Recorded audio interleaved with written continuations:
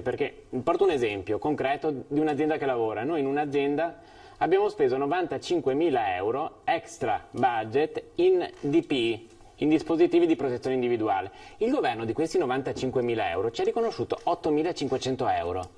Noccioline, peanuts, direbbero in inglesi.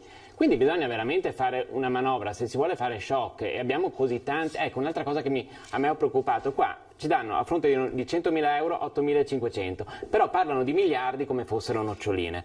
Non va bene, bisogna avere anche un po' di concretezza e di serietà su quello che si parla. Si diceva 80 miliardi a fondo perduto, è una sciocchezza perché noi ci siamo impegnati a budget europeo dal 2028 a restituire 55 miliardi, quindi il saldo è di 20 miliardi a fondo perduto e tutto il resto è debito che noi facciamo e che qualcuno dovrà pagare. Quindi o si interviene veramente a sostegno delle imprese e sulle infrastrutture, che sono i temi cruciali e nodali del nostro paese, o il nostro paese è condannato. E lo dice un giovane che, non so se pazzo o scemo, ha fatto una start-up manifatturiera sul territorio italiano 4 anni fa. E io ci sto credendo, però non mi sembra che il governo ci creda tanto quanto ci credo io. Allora, aspetti.